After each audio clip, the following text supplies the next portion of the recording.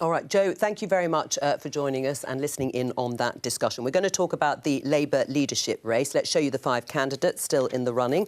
2 of them, Emily Thornberry and Rebecca Long-Bailey, are officially launching their leadership campaigns later today. We're going to... There they are, the 5 candidates. We're going to talk to Lara McNeill, the youth representative on Labour's National Executive Committee, in a moment. Oh, there she is. She's also a member of Momentum and a supporter of Rebecca Long-Bailey for the leadership. Lara, welcome to the show. Momentum balloted their 40,000-odd members, asking them to back Rebecca Long-Bailey as the next leader, but only 7,300 people responded to the survey. That's not exactly a ringing endorsement of her, is it? The people who voted obviously overwhelmingly voted for her, so I think it is an endorsement. In these kind of ballots, it's never a really high turnout. That's actually why I support, in a lot of areas, you know, representative democracy, having committees that are voted on with a big turnout and big campaigns, and then they're the ones who make the decisions and they're representative of the politics of the members. If you have ballots on everything, they're not always a high turnout. But I think it's definitely a mandate for Rebecca. I think she's clearly the left candidate who Momentum should support, who's going to carry on with the kind of policies that we've seen over the last 4 years. All right, well, let's have a look at the question, because this is what the ballot from Momentum said. Should Momentum follow the National Coordinating Group recommendation to endorse Rebecca Long-Bailey as the next leader of the Labour Party, yes or no? Is that a fair question?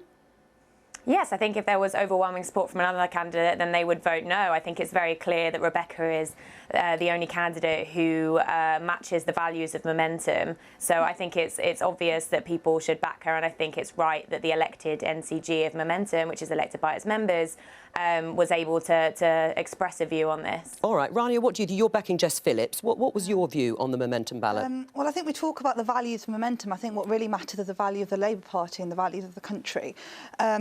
I think the ballot was fundamentally undemocratic. A ballot has to include every single candidate, or it's not a democratic ballot.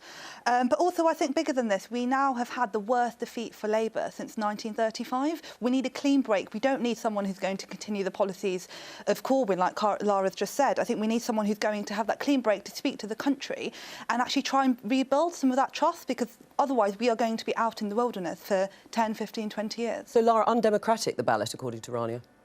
Oh, I don't agree with that. I think it was the right decision to back Rebecca as the members voted. And look, Rebecca is rooted in the kind of communities that we need to win back. And that's why I think that she would actually win a general election. And I completely agree. It's about winning government, and it's about the values of the Labour Party.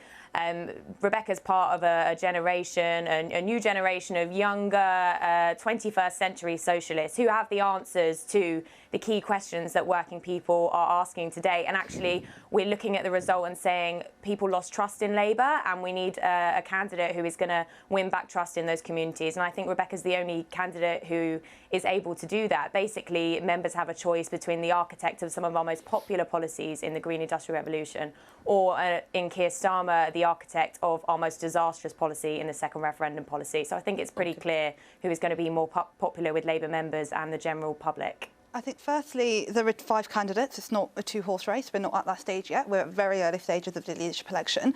But I think, more importantly, the most important poll ever in this country is the general election. And we failed at the general election. We took our policies to the country and they said no.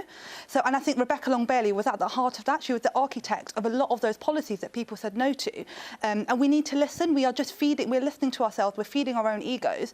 And we're not actually listening to the country, listening to what they've said to us. Right, but you do have to get selected and elected Absolutely. as the Labour candidate. I mean, when we look at Jess Phillips, I mean, her great hope was to get members of the public to sign up as registered supporters of the Labour Party and vote for her as the next leader. Now, we've learnt that only 14,700 people wanted to do that, compared with 180,000 in the last leadership election in 2016 with Jeremy Corbyn.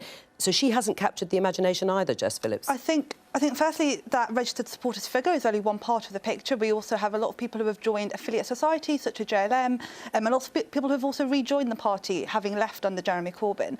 So I think that's also really important. And bigger than that, I also think that the current support that Rebecca Long-Bailey has is not on the same scale that Jeremy Corbyn had in 2015 and 2016. That very hard left bloc is fracturing, and that is very hopeful for the future of our party. Right, Lara, what do you say to that? I mean, there isn't the support that there was for Jeremy Corbyn. It's true, isn't it?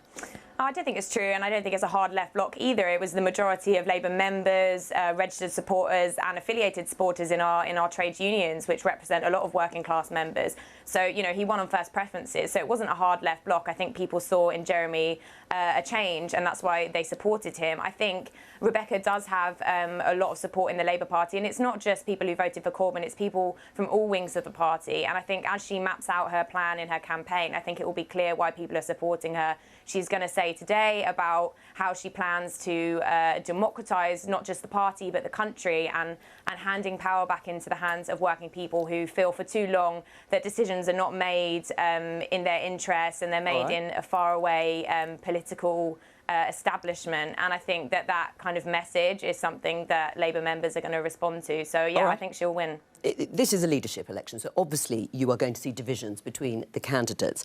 But, I mean, how damaging or helpful is this to Labour in the aftermath of its biggest defeat since 1935? What to be playing out in public and having these spats factionally.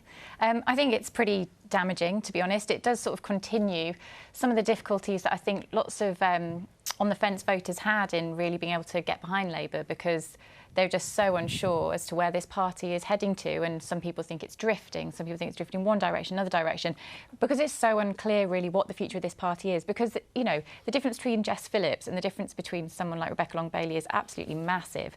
So it's quite hard to sort of find your own place within Labour. It says it's a broad church, but it's so fractured and splintered that actually I think having this you don't want it to turn into a toxic leadership debate, but there always is that threat. And when, you know, I think we're going to have we've got two more pictures today. We've got Emily Thornberry and Rebecca Long-Bailey's doing her launch in Manchester this evening. So we'll see how much mudslinging goes on later on this evening.